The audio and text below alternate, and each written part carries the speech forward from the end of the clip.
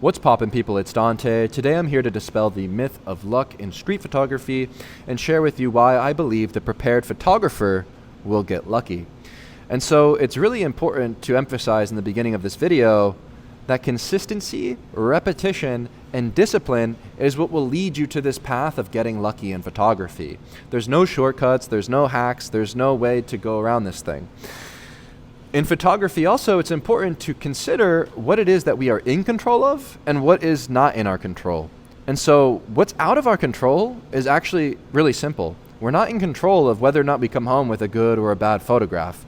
We're not in control of whether or not we go out there and we see anything interesting or worth photographing.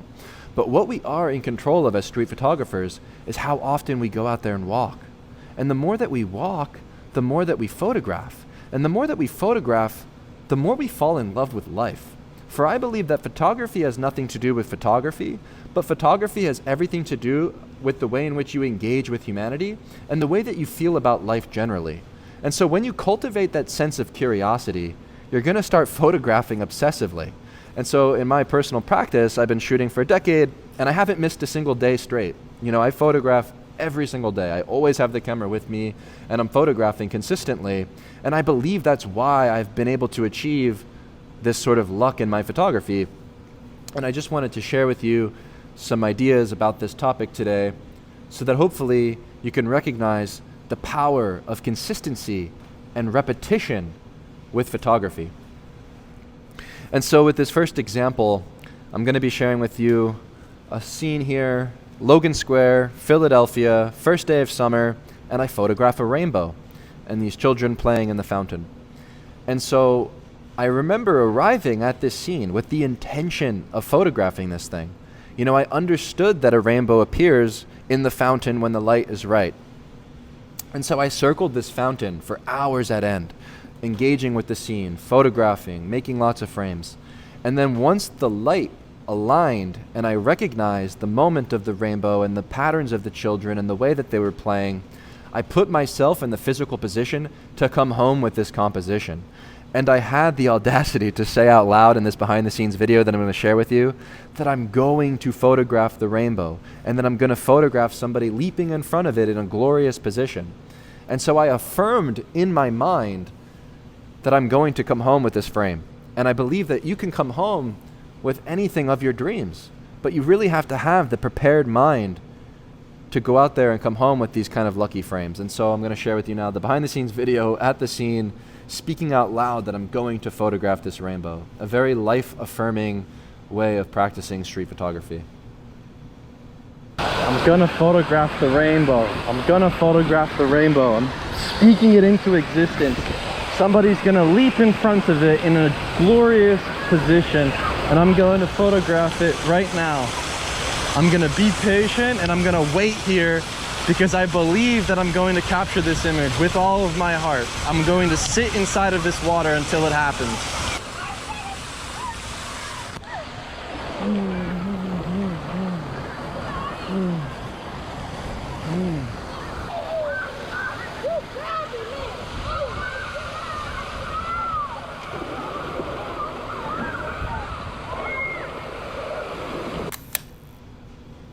And so I was lucky here because I was prepared. I circled this fountain for hours at end. I analyzed the different patterns of the scene. I recognized the moment of the rainbow and where I had to position my body in relationship to these things. And then I execute. And it's something I do time and time again. Here we have a photograph from Baltimore.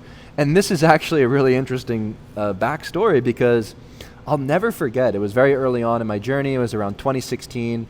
And I remember picking up my Ricoh GR2, putting on my raincoat and grabbing my umbrella with the audacity, once again, with the intention of photographing a rainbow.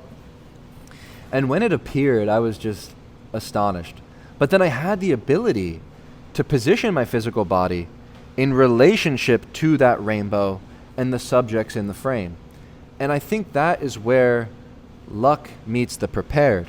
It's when you have the ability to synthesize the content within the frame, to put together the formal elements within the composition, you know, to have the intuition to click the shutter at that moment. But it's through being out there in the world, doing the thing itself consistently. Here we have a photograph I made of a rainbow in Zambia, Africa, off the grid in a rural village. Or here in Jericho, the lowest elevated and oldest inhabited city in the world, we have this incredible moment of this boy throwing the stone towards the dilapidated building and the rainbow in the background. And what's incredible about Jericho is the fact that it's a desert and it hardly ever rains. This was a brief sun shower for a few minutes, and the rainbow was there for what seemed like 30 seconds. But alas, I was out there on the front lines of life with my camera prepared to press the shutter. And so I find that luck is only possible when you're out there doing the thing. You're only ever going to get lucky if you're out there and you're practicing. But you can notice and see extremely deeply when you're at a scene. For instance, here in Bandra, in Mumbai, India, I circled this frame consistently for an hour photographing. I recognized the patterns in nature and human behavior, observing the birds in flight, observing the light, observing the people and the way they move in front of the doorway, and observing the different people throughout the frame, throughout the scene generally. And then I position my body in relationship to that scene and recognize the moment to press the shutter. But this doesn't come through luck. This comes through preparation, through having an understanding of both the visual and physical game of photography. And so I find that, once again, the only thing you're in control of is how often you're doing the thing itself. And then when you're out there doing the thing, can you position your body in relationship to these things and press the shutter at that decisive moment? You know, that's the game of photography. It's not only going out there consistently and photographing, but it's having the understanding and the ability to physically position your body and understand the visual hierarchy between foreground, middle ground, and background, and between the different elements that can synthesize to create an impactful frame. And then when you're out there and you're photographing, the moment you raise the camera to click the shutter is extremely intuitive and effortless. But the lucky element, those incredible moments, they come through consistently being out there in the world, doing the thing itself. And that's why I love photography, is because it really has nothing to do with photography. It has everything to do with you being out there in the open world, in embodied reality, practicing. And through being out there daily, when you see something and you respond to it intuitively and quickly, and you get lucky, well, you know you were prepared when you press that shutter. And so those are just some candid thoughts today about luck in street photography. I find that really, when it comes down to it, the power of street photography lies in the photographer's ability to be out there consistently, but also to see deeply, to have understandings of pattern recognition of the light and the people and the way they interact at scenes. And to be out there consistently requires an obsessive quality where ultimately, by being out there in the world daily, you're gonna get lucky. They're far and few between, and you're mostly gonna fail at this thing, but when you're prepared with your camera and your mind and your body are aligned, you'll start to find those moments that shine. But it requires discipline and a daily practice of showing up. And so, yeah, in street photography, there's definitely an element of luck, and it definitely requires you to sometimes get lucky. But when I'm out there with my camera every single day and I'm walking consistently, it's no surprise that I get lucky in my frames.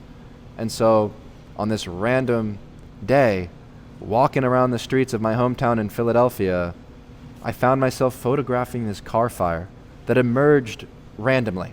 Nothing striking, nothing crazy caused this car to be on fire, but it was on fire.